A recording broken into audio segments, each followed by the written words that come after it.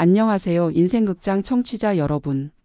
오늘은 한 시어머니의 가슴 아픈 이야기와 그 후의 놀라운 반전을 들려드리려고 합니다.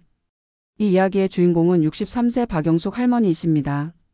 아들이 결혼한다고 했을 때 정말 기뻤어요. 우리 아들이 직장에서 만난 예쁜 여자와 결혼한다고 저는 그날 밤 잠도 못 이루고 좋아했죠. 박영숙 할머니는 며느리를 처음 만난 날을 또렷이 기억하고 계셨습니다. 처음 보는 순간부터 며느리가 조금 차가워 보이긴 했어요. 하지만 저는 직장 다니느라 진장을 많이 해서 그런가 보다 하고 넘겼죠. 제가 며느리한테 우리 며느리 하면서 다가가려고 하면 어머님, 저는 그런 스킨십을 불편해해요 라고 하더라고요. 결혼식 후 새로운 가족의 시작은 순탄치 않았습니다. 아들이 결혼하고 나서도 저는 혼자 살았어요. 그런데 어느 날 며느리가 찾아와서는 어머님, 저희 집 근처로 이사 오시는 건 어떠세요?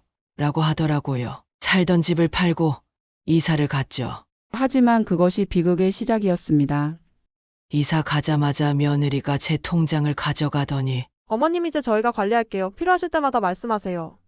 저는 당황스러웠지만 우리 아들이 엄마, 며느리가 잘 관리할 거예요 라고 해서 순순히 내줬어요. 그 후 며느리의 본색이 드러나기 시작했습니다. 집을 팔아서 생긴 돈으로 아들 내외가 큰 아파트를 샀어요. 저는 그 근처 월세 원룸으로 옮기게 됐죠. 원룸이 좁고 외진 곳이었지만 며느리가 요즘은 다들 따로 사는 게 편해요. 필요하실 때 연락하세요라고 하니 참았어요. 하지만 막상 이사하고 나니 아들도 며느리도 연락 한 통 없더라고요. 상황은 점점 더 악화되었습니다.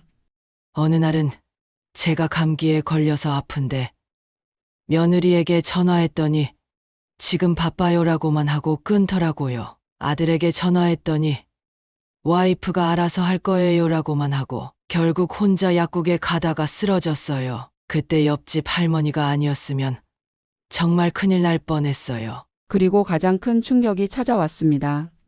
며느리가 임신 3개월이라고 하더라고요. 결혼한 지 3개월도 안 됐는데 저는 순진하게 아이가 빨리 생겼구나 하고 좋아했어요. 그런데 그게 아니었어요. 며느리의 임신 소식은 가정을 뒤흔들 큰 비밀을 품고 있었습니다.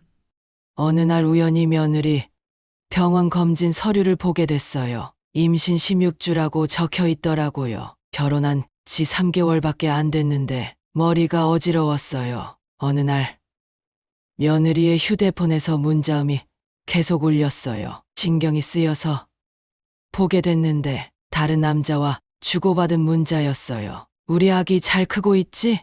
하는 내용이었습니다. 충격적인 진실을 아들에게 알리려 했지만 상황은 예상치 못한 방향으로 흘러갔습니다.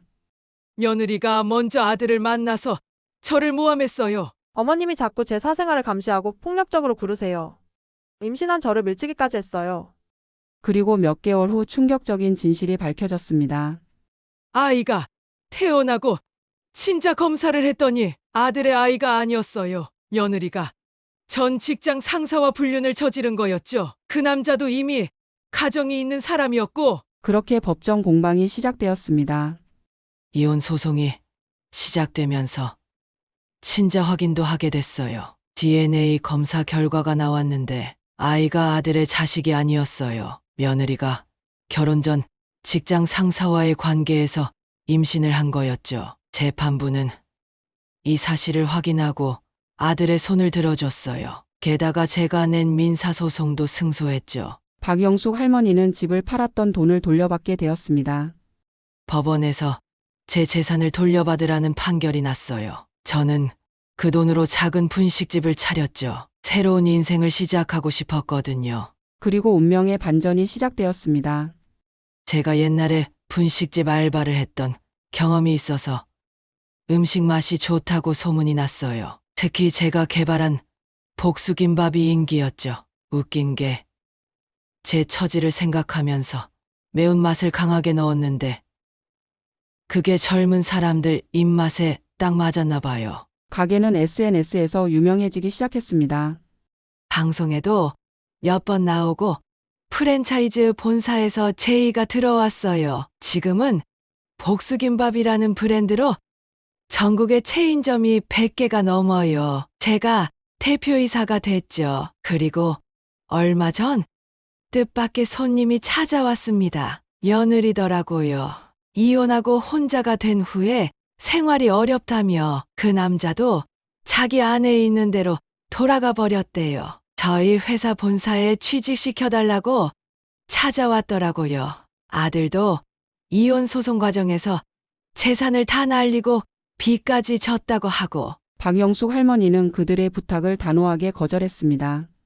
웃기더라고요. 예전에 저를 못살게 굴던 그 모습은 어디 갔는지 지금은 제가 그들을 내려다보는 위치가 됐어요. 제 복수김밥처럼 매웠던 제 인생이 이렇게 달콤한 성공으로 바뀔 줄은 몰랐네요. 마지막으로 박영숙 할머니는 이런 말씀을 전하셨습니다.